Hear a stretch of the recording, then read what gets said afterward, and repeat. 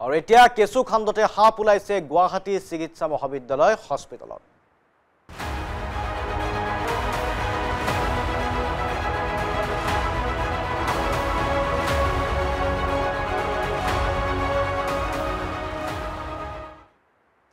NICUত চিকিৎসাধীন এটি কন্যা শিশু মৃত্যুৰ মৰ্মান্তিক ঘটনাটোক লৈ আজিও ৰাজ্যজুৰি অব্যাহত থাকে প্ৰতিক্ৰিয়া।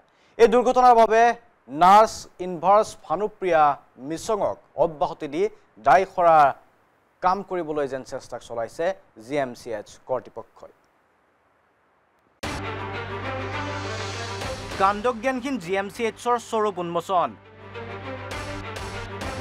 ধন নাপালে ৰোগীক অৱহেলা চিকিৎসক নাৰ্ছ কৰ্মচাৰীৰ।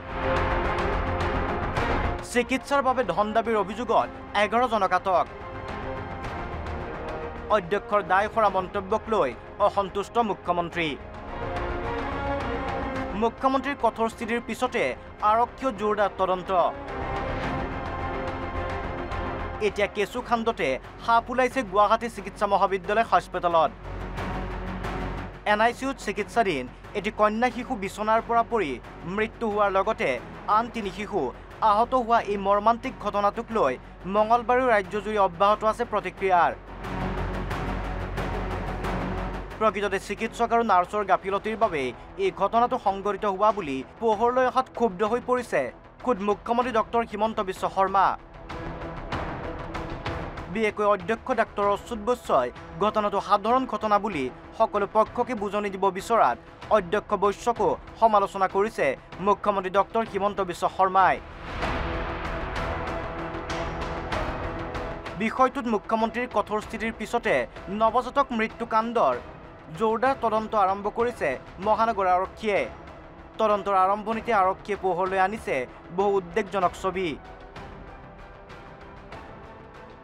ইপিনে নৱজাতক নিহত কাণ্ডৰ বাবে এগৰাকী নাৰ্ছক অব্যাহতিৰে দায় সাৰিব বিচাৰিছে GMCH কৰ্তৃপক্ষই।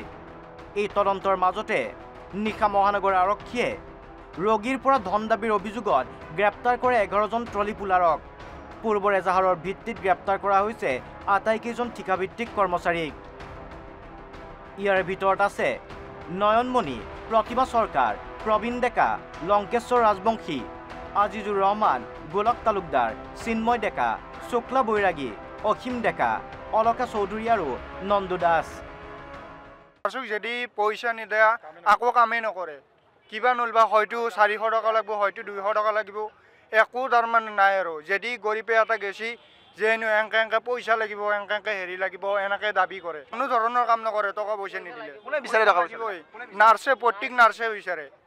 সাধাৰণ বিছনা বেডত থোৱাৰ কাৰণে 400 টকা লৈছে। সেইবিলাক কিহৰ কাৰণে পইচা লয়?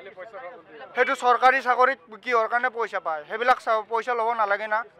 মোক নিজে খুজিছে, ময়ে পাইছোঁ বিশেষকৈ খুজিছে, কিবা এটা দিয়ক বুলি কৈছে। আমাৰ কষ্ট হয়তো, কিবা এটা দিয়ক। মই বোলো আপোনালোকে দৰমহা পাই থাকে। 140/2025 নম্বৰৰ গোচৰৰ ভিত্তিত BNSৰ ধাৰাত গ্ৰেপ্তাৰ কৰা হয় 11 গৰাকী অস্থায়ী কৰ্মচাৰীক।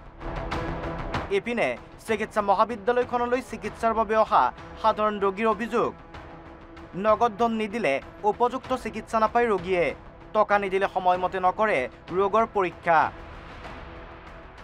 নাৰ্ছে মোৰ পৰা 500 টকা খুজিলে আগত। 500 টকা খোজাৰ পিছত কৈ নাই দাদা, মোৰ লগতো বাইদেউ পইচা নাই, আমি তো ইমান টকা দিব নাই। কয় নাই, দিব লাগিব, নহ'লে কিবা অসুবিধা হ'ব। সেই মই ভয়তে তাক 400 টকা খুজিছিল। কোনে খুজিছিল? নাৰ্ছত, এটা নাৰ্ছে 500 টকা খুজিছিল। কিহৰ বাবে? এই তাৰ পৰা ওপৰৰ পৰা নমাই আনিছে আৰু কয় মই কাম কৰি আছোঁ, চিকিৎসা কৰি আছোঁ, দিবই লাগিব। সেইটো কৈ মোৰ পৰা 400 টকা ল'লে। এটা পেচেণ্ট ইয়াৰ পৰা ল'লে তাক 200, 100 এনেকৈ দিব লাগে। যিবিলাক চাফা কৰে সিহঁতে ডিমাণ্ড কৰি থাকে, পইচা দিবই লাগিব, নহ'লে আমি ল'ব নোৱাৰোঁ। এনেকুৱা কথা কৰ্মীসকলে পইচা লয়, চবৰ পৰা পইচা লয়।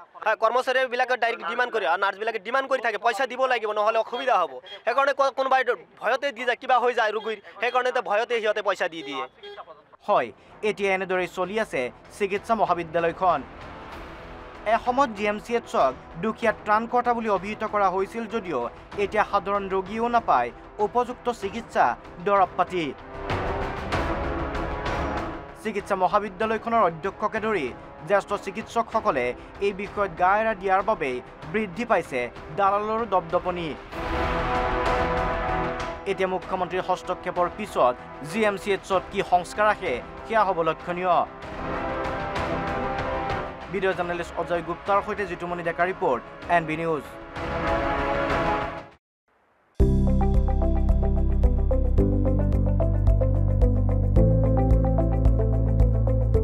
NB নিউজ, সহজ সৰল ভাষাত নৱভাৰতৰ কথা।